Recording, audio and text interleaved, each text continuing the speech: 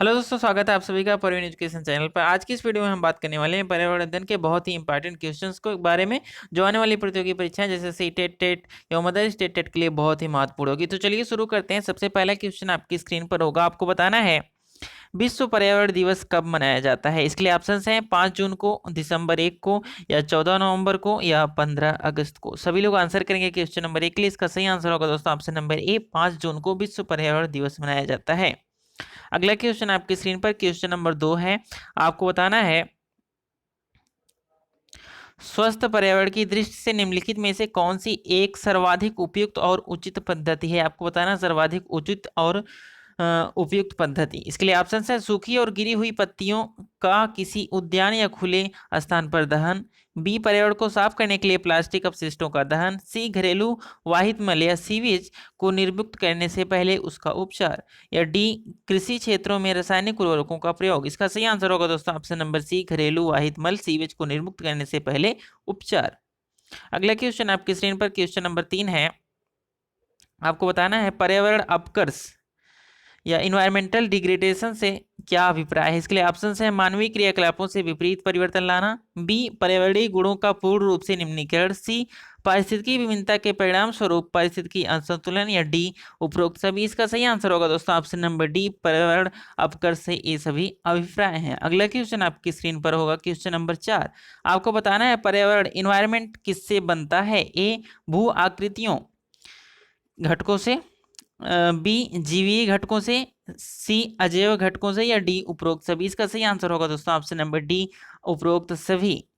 पर्यावरण जो बनता है भू आकृतियों, बायोटिक और अबायोटिक, जीवित और अजैव घटक दोनों मिला के और भू आकृतियों को मिला के पूरा पर्यावरण बनता है। अगला क्वेश्चन आपकी स्क्रीन पर क्वेश्चन नंबर 5। आपको बताना है पर्यावरण से क्या अभिप्राय है। ए उन संपूर्ण दशाओं का योग जो व्यक्ति को एक समय बिंदु पर घेरे हुए होती हैं, बी भूमि जल वायु पौधों एवं पशुओं की प्राकृतिक दुनिया जो इनके चारों ओर अस्तित्व में है, सी भौतिक जैविक एवं सांस्कृतिक तत्वों की अंततः क्रियात्मक व्यवस्था इंटरैक्टिंग सिस्टम जो अंतर संबंध होते हैं, या डी उपरोक्त सभी। इसका सही आंसर होगा दोस्तों ऑप्शन नंबर डी, उपरोक्त सभी। पर्यावरण से अभिप्राय इन सभी का है। अगला क्वेश्चन आपकी स्क्रीन पर होगा क्वेश्चन नंबर 6। आपको बताना है राजीव गांधी पर्यावरण पुरस्कार दिया जाता है। इसके लिए ऑप्शंस हैं स्वच्छ प्रौद्योगिकी एवं विकास में, बी ऑप्शन होगा आपकी स्क्रीन पर राजीव गांधी पर्यावरण पुरस्कार आपको बताना है कहाँ कहाँ दिया जाता है, बी वन रोपण तथा प्रतिभूमि के संरक्षण में, सी वन्य जीव संरक्षण में, या डी पर्यावरण पर हिंदी पुस्तक लेखन में। इसका सही आंसर होगा दोस्तों option number A, Rajiv Gandhi पर्यावरण पुरस्कार जो दिया जाता है स्वच्छ प्रौद्योगिकी एवं विकास में श्रेष्ठतर योगदान देने के लिए। अगला क्वेश्चन आपकी स्क्रीन पर क्वेश्चन नंबर 7 होगा। आपको बताना है निम्नलिखित में से 5 जून को कौन सा दिवस मनाया जाता है। अभी हमने क्वेश्चन पढ़ा निम्नलिखित में से 5 जून को कौन सा दिवस मनाया जाता है। पहला क्वेश्चन था पर्यावरण दिवस कब मनाया जाता है। विश्व का पर्यावरण दिवस जो है 5 जून को मनाया जाता है, उसी का उल्टा क्वेश्चन पूछ लिया। अगला क्वेश्चन आपकी स्क्रीन पर आपको बताना है विश्व पर्यावरण दिवस निम्नलिखित में से किस तारीख को मनाया जाता है। सेम ही क्वेश्चन 5 जून को। अगला क्वेश्चन आपकी स्क्रीन पर क्वेश्चन नंबर 9 है। आपको बताना है विश्व पर्यावरण दिवस प्रतिवर्ष कब मनाया जाता है। 5 जून को, ऑप्शन नंबर डी। 10वां क्वेश्चन आपकी स्क्रीन पर सेम ही है। आगे बढ़ते हैं क्वेश्चन नंबर 11 की तरफ। आपको बताना है पर्यावरण अनुकूल उपभोक्ता उत्पादों को चिन्हित करने के लिए सरकार ने आरंभ किया है। A eco mark, B egg mark, C ISI mark, या डी वाटर मार्क। इसका सही आंसर होगा दोस्तों option number A, eco mark. पर्यावरण अनुकूल उपभोक्ता उत्पादों को चिन्हित करने के लिए सरकार ने इको मार्क शुरू किया है। अगला क्वेश्चन आपकी स्क्रीन पर है। आपको बताना है इको मार्क उन भारतीय उत्पादों को दिया जाता है, ए प्रोटीन समृद्ध हों, बी शुद्ध एवं मिलावट रहित हों, सी पर्यावरण के प्रति मैत्रीपूर्ण हों, या डी आर्थिक दृष्टि से व्यवहार हों। इसका सही आंसर होगा दोस्तों ऑप्शन नंबर सी, पर्यावरण के प्रति मैत्रीपूर्ण हों। अगला क्वेश्चन क्वेश्चन नंबर 13 आपकी स्क्रीन पर आपको बताना है ग्लोबल 500 पुरस्कार किन उपलब्धियों के लिए प्रदान किए जाते हैं। इसके लिए ऑप्शंस हैं आतंकवाद के विरुद्ध अभियान में, बी जनसंख्या नियंत्रण में, सी पर्यावरण प्रतिरक्षा में, या डी मादक पदार्थों के विरुद्ध अभियान में। इसका सही आंसर होगा दोस्तों ऑप्शन नंबर सी, पर्यावरण प्रतिरक्षा में ग्लोबल 500 पुरस्कार दिए जाते हैं। अगला क्वेश्चन आपकी स्क्रीन पर क्वेश्चन नंबर 14 है। आपको बताना है ग्लोबल 500 पुरस्कार प्रदान किए जाते हैं। सेम ही क्वेश्चन आपकी स्क्रीन पर आ चुका है। अगला क्वेश्चन आपकी स्क्रीन पर आपको बताना है प्रत्येक वर्ष दिए जाने वाले इंदिरा गांधी पर्यावरण पुरस्कार का आधार होता है। ए वन रोपण के क्षेत्र में उत्कृष्ट योगदान, बी पर्यावरण के क्षेत्र में सार्थक योगदान, सी बंजर भूमि के विकास में उत्कृष्ट योगदान, या डी वन्य जीवों के संरक्षण एवं अनुसंधान के क्षेत्र में अनुकरणीय कार्य। इसका सही आंसर होगा दोस्तों ऑप्शन नंबर बी, पर्यावरण के क्षेत्र में सार्थक योगदान देने वालों को इंदिरा गांधी पर्यावरण पुरस्कार दिया जाता है। क्वेश्चन नंबर 16 आपकी स्क्रीन पर है। आपको बताना है, बहुत ही अच्छा सा क्वेश्चन है। आपको बताना है अभिकथन दिए हुए हैं। ए संसार में समग्र रूप से पिछले कई दशकों में पर्यावरण बिगड़ा है। आर जो तर्क है, संसार की जनसंख्या में महत्वपूर्ण बढ़ोतरी हो रही है। संसार में समग्र रूप से पिछले कई दशकों में पर्यावरण बिगड़ा है, और उसका तर्क है कि संसार की जनसंख्या में महत्वपूर्ण बढ़ोतरी हो रही है। इसके लिए ऑप्शंस आपकी स्क्रीन पर है, बताया है। ए सही है, आर सही है, और ए आर का सही स्पष्टीकरण नहीं है। बी ए सही है, आर सही है, ए आर का सही स्पष्टीकरण है। सी ए सही है परंतु आर गलत है, या डी ए गलत है परंतु आर सही है। जैसे कि आप लोग जानते हैं पर्यावरण पिछले कई दशकों में बिगड़ा है, ये भी सही है, और संसार की जनसंख्या में महत्वपूर्ण बढ़ोतरी हुई है, ये भी सही है। लेकिन उसका कोई मतलब नहीं है उससे। संसार की समग्र रूप में पर्यावरण बिगड़ा हुआ है, उसका मतलब पूर्ण रूप से स्पष्टीकरण नहीं दे रहा। कुछ तो भाग है उसका, लेकिन पूर्ण स्पष्टीकरण नहीं है। तो इसका सही आंसर हो जाएगा दोस्तों ऑप्शन नंबर ए सही है, आर भी सही है, और ए आर का सही स्पष्टीकरण नहीं है।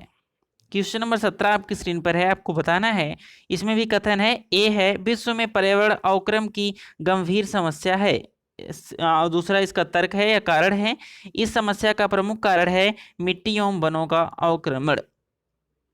इसके लिए ऑप्शन है ए व आर दोनों सही हैं। बी ए सही है परंतु आर गलत है। सी ए असत्य है परंतु आर सत्य है, या डी ए सही है परंतु आर आंशिक रूप से ही सही है। देखिए, विश्व में पर्यावरण अवक्रमण की गंभीर समस्या है तो सही है, और दूसरा है इस समस्या का प्रमुख कारण यह है कि मिट्टी एवं वनों का अवक्रमण, यह आंशिक रूप से सही होगा, क्योंकि विश्व में पर्यावरण के अवक्रमण की गंभीर समस्या जो है इसका कारण सिर्फ यही नहीं है, इसके अलावा भी कई कारण हैं। तो इसका ये जो होगा ए सही है परंतु आर जो है आंशिक रूप से सही है। इसका सही आंसर होगा ऑप्शन नंबर डी। चलिए आगे बढ़ते हैं। क्वेश्चन नंबर 18 आपकी स्क्रीन पर। आपको बताना है नीचे दिए गए कथनों पर विचार करें एवं कूट से सही उत्तर का चयन कीजिए। कथन है प्राकृतिक पर्यावरण स्वच्छ होता है। पहला कथन याद रखें, प्राकृतिक पर्यावरण स्वच्छ होता है। अगले कथन की ओर बढ़ते हैं कि दूसरा कथन होगा आपकी स्क्रीन पर। इसका कारण है मानव क्रियाएं पर्यावरणीय प्रदूषण का कारण है। इसके लिए ऑप्शंस हैं ए एवं आर दोनों सही परंतु आर ए की व्याख्या नहीं है। बी ए आर दोनों सही परंतु आर और ए की सही व्याख्या है। सी ए सही है परंतु आर गलत है, या डी ए गलत है परंतु आर सही है। इसका सही आंसर होगा दोस्तों ऑप्शन नंबर बी, ए एवं आर दोनों सही हैं, तो और आर ए की सही व्याख्या भी है। क्या था वो पहले कथन जो था? कथन था कि प्राकृतिक पर्यावरण स्वच्छ है, और इसके बाद मानवीय क्रियाएं पर्यावरण को प्रदूषण का कारण है। तो सही है, मानवीय क्रियाएं जितनी भी पर्यावरणीय प्रदूषण हो रही हैं उसका कारण मानवीय क्रियाएं हैं, तो दोनों सही है। उसकी व्याख्या भी सही कर रहा है। प्राकृतिक रूप से जो पर्यावरण है वो स्वच्छ है, इसके बाद मानवीय क्रियाएं जो पर्यावरण को दूषित कर रही हैं। तो इसका सही आंसर हो जाएगा ए और आर दोनों सही हैं, और आर ए की व्याख्या भी कर रहा है सही रूप से। अगला क्वेश्चन आपकी स्क्रीन पर क्वेश्चन नंबर 19 है। आपको बताना है इको मार्क के संबंध में निम्नलिखित कथनों में से कौन सा सही है। ए इको मार्क एक प्रमाणन चिन्ह है जो पारितंत्र पर न्यूनतम प्रभाव डालने के लक्ष्य से बने मानक समुच्चय से अनुरूपता रखने वाले उत्पाद के लिए भारतीय मानक ब्यूरो द्वारा जारी किया जाता है। दूसरा कथन है इस चिन्ह का प्रयोजन उपभोक्ताओं में पर्यावरणीय प्रभावों को कम करने की दिशा में जागरूकता बढ़ाना है। इसके लिए ऑप्शंस हैं आपकी स्क्रीन पर। आपको बताना है नीचे दिए गए कूट का प्रयोग कर सही उत्तर चुनिए। ए केवल 2, बी केवल 1, सी एक व दोनों, या डी न तो एक न तो दो। इसका सही आंसर होगा दोस्तों ऑप्शन नंबर सी, 1 और 2 दोनों। इसमें क्या पूछा, आपको सही बताना था। इको मार्क से रिलेटेड आपको सही बताना था। इको मार्क एक प्रमाण चिन्ह जो पारितंत्र एवं न्यूनतम प्रभाव डालने के लक्ष्य से मानक समुच्चय के अनुरूपता रखने वाले उत्पाद के लिए भारतीय मानक ब्यूरो द्वारा जारी किया जाता है। दूसरा है इस चिन्ह का प्रयोजन उपभोक्ताओं में पर्यावरणीय प्रभावों को कम करने की दिशा में जागरूकता बढ़ाना है। आगे बात करते हैं। क्वेश्चन नंबर 20 आपकी स्क्रीन पर आ चुका है। आपको बताना है किसी ऐसे भारतीय उत्पाद को इको मार्क दिया जाता है? जो पर्यावरण हितैषी हो, बी प्रोटीन समृद्ध हो, सी आर्थिक दृष्टि से व्यवहार्य हो, या डी विशुद्ध एवं अपमिश्रित हो। इसका सही आंसर होगा दोस्तों ऑप्शन नंबर ए, पर्यावरण हितैषी हो। इको मार्क उसी भारतीय उत्पाद को दिया जाता है जो पर्यावरण से रिलेटेड होता है, पर्यावरण के हितैषी में होता है, पर्यावरण के हित में होता है। अगला क्वेश्चन आपकी स्क्रीन पर होता है इको फ्रेंडली। अब देखते होंगे काफी जो उत्पाद आते हैं उसमें लिखा होता है eco friendly, eco friendly, eco friendly लिखा होता है। अगला क्वेश्चन आपकी स्क्रीन पर क्वेश्चन नंबर 21 है। आपको बताना है विश्व पर्यावरण सुविधा का आरंभ हुआ था? ए 1989 में, बी 1985 में, सी 1991 में, या डी 1994 में। इसका सही आंसर होगा दोस्तों ऑप्शन नंबर सी, 1991 में विश्व पर्यावरण सुविधा का आरंभ हुआ था। अगला क्वेश्चन आपकी स्क्रीन पर होगा क्वेश्चन नंबर 22। आप लोग क्वेश्चन नंबर 22 के लिए आंसर कर सकते हैं। आपकी स्क्रीन पर क्वेश्चन नंबर 22 आ चुका है।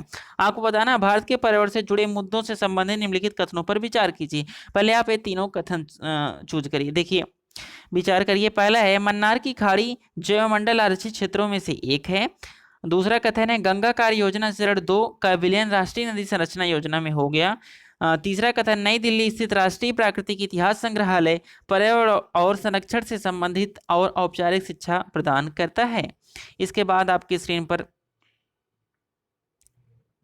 चौथा कथन है पर्यावरणीय सूचना प्रणाली पर्यावरणीय सूचना के लिए एक विकेंद्रित सूचना पर्यटक के रूप में कार्य करती है। इसमें आपको बताना है कौन से कथन सही हैं। जैसा कि आप लोग देख रहे हैं सभी कथन सही हैं। इसका सही आंसर हो जाएगा ऑप्शन नंबर 1, 2, 3 व 4 सभी कथन सही हैं। अगला क्वेश्चन आपकी स्क्रीन पर क्वेश्चन नंबर 23 है।